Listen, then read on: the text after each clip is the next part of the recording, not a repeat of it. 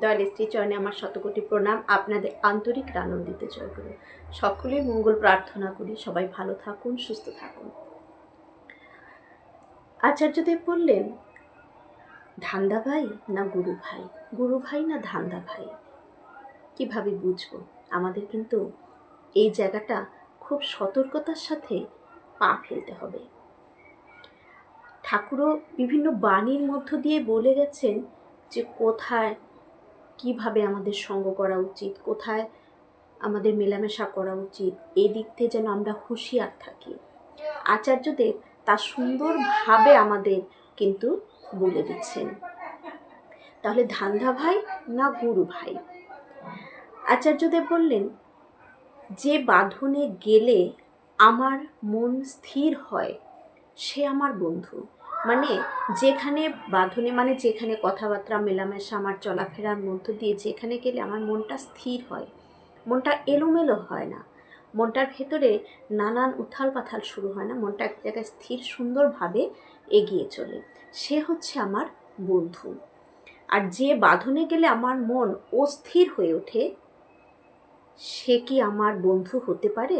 মানে যার সাথে কথাবার্তা মেলামেশায়, ওঠা বসায়, তার সঙ্গ করায় আমার মন অস্থির হয়ে উঠছে, মনের ভেতরে কোনো স্থিরতা নেই, একভাবে যে ঠাকুরকে নিয়ে চলবো, যে সাধনা ব্রতী হয়েছি সেই ব্রতে আমার একটা অস্থিরতা। কারণ ঠাকুরের সাধনা অস্থিরতা নয়, স্থিরভাবে চলতে হয়। কারণ তাকে ভাবা নিয়ে, তাকে নিয়ে চলার মধ্য দিয়ে আমাদের ভেতরে তার নাম ধ্যানের মধ্য দিয়ে আমাদের ওই যে গ্রহণ ক্ষমতা, স্থিরতা, এসব কিন্তু চলে আসে জীবনে। কিন্তু যদি দেখি কোথাও মেলামেশা, ওঠা বসার মধ্য দিয়ে আমাদের ভেতরে একটা অস্থিরতা শুরু হয়ে যাচ্ছে, কোনো কিছুই মনের ভেতরে একটা চঞ্চলতা যাকে বলে, তাহলে সে কি আমার বন্ধু হতে পারে? সে আমার বন্ধু হতে পারে না।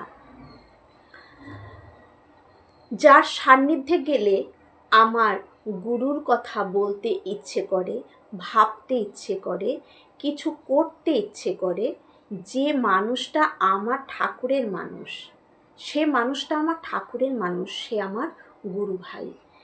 কে গুরু ভাই? যে সবসময় ঠাকুরকে নিয়ে থাকবে, যার অন্তরে সর্বদা ঠাকুরকে নিয়ে ভাবনা থাকবে, সৎ ভাবনা থাকবে, মনের ভিতরে হিংসে থাকবে না, মনের ভিতরে শুধু সবার ভালো করা, ভালো দিকগুলো ভাবনার চিন্তা থাকবে, সবার যাতে মঙ্গল হয় এই ভাবনাটা যার ভেতরে থাকবে, তার সান্নিধ্যে যখন আমরা যাব তখন তার কাছে যাওয়া মানে আমাদের ঠাকুরের, মানে তার সাথে কোনো আলাপ আলোচনা হচ্ছে, মানে ঠাকুরের কথা হচ্ছে, ঠাকুরের কথা ভাবতে ভালো লাগে যার কাছে গেলে, যার কাছে গেলে ঠাকুরের কথা বলতে ইচ্ছে হয়, শুনতে ইচ্ছে হয়, তখন আমাদের ভেতরে তাকে নিয়ে শুধু ভাবতে ইচ্ছে করে, কিছু করতে ইচ্ছে করে তখন প্রভুর জন্য, ঠাকুরের জন্য। যে সঙ্গে, যার সান্নিধ্যে গেলে আচার্যদেব বললেন সে আমার ঠাকুরের মানুষ, আর সেই হচ্ছে আমার গুরু ভাই। আর যার সান্নিধ্যে গেলে কোনো জায়গায়, যে 20 বার কোনো জায়গায় পয়সা লাগানো, ওইসব মানে শেয়ার মার্কেট নিয়ে গল্প করছি, মানে কোথায় গিয়ে দেখছি যে এখানে এত এত পয়সা লাগালে এখান থেকে মানে প্রচুর ইনকাম হবে, মানে স্বার্থের যেখানে কথা হচ্ছে, যেখানে গেলে আমার ইনকাম কিভাবে হবে, কিভাবে আমার প্রচুর ব্যাংক ব্যালেন্স বাড়বে, এটা এসব নিয়ে, যে সে হয়তো আমার দীক্ষিত, কিন্তু তার সান্নিধ্য হওয়া মানে সেখানে কোনো ঠাকুরের ইষ্ট কথা সেখানে কখনোই উঠছে না। তার সান্নিধ্যে, তার সাথে থাকা মানে নানান রকম অন্য ধরনের কথাবার্তা যখন শুরু হয়ে যায়, যে তখন আমাদের ভাবতে হবে যে এইখানটায় এলে, এর সাথে কথা বললে কোথায় আমার ঠাকুরকে নিয়ে চিন্তা করছি, কোথায় ঠাকুরকে নিয়ে গল্প করছি, এখানে তো এসব হচ্ছে না, শুধু অন্য কথাই হচ্ছে, সব স্বার্থের কথা, আমার কথা, ঠাকুরের কথা তো কিছুই ভাবনাও আসছে না, কিছু করতেও ইচ্ছে করছে না, আলোচনাও হচ্ছে না। আলোচনা করছি শেয়ার মার্কেট নিয়ে, এখানে ঠাকুর কোথায়? তাহলে যে আমার গুরু ভাই হবে, সে আমার গুরু ভাই হবে কিভাবে? তাহলে সে আমার ধান্দা ভাই, মানে যার কাছে গেলে অন্য ধরনের, অন্য সব কথা সে আমার সাথে বলছে, কিন্তু কোনো ঠাকুরকে নিয়ে আমি যে চলছি সেই কথা সে একবারও বলছে না, বা ঠাকুরকে সম্পর্কে কিছু জানতেও চাইছে না।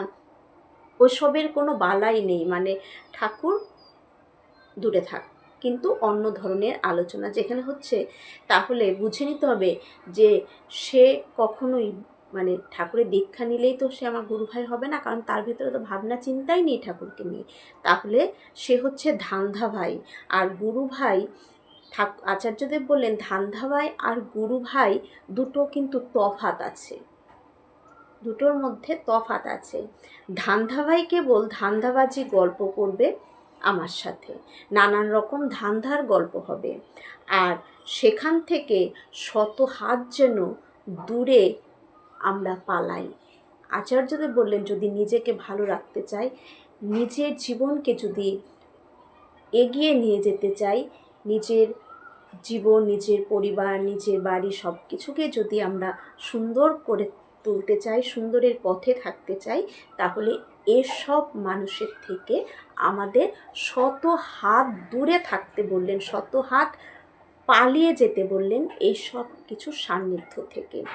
এখানে তুমি ঢুকবে না, আচার্যদেব কিন্তু আমাদের কড়া নির্দেশ দিলেন যে এখানে কোনোভাবেই যেন আমরা না প্রবেশ করি।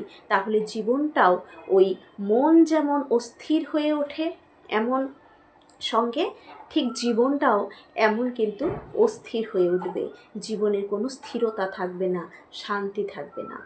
তাই জীবনটা আমার জীবনকে আমার সুন্দর করে সাজানোর পুরো দায়িত্ব আমাদের।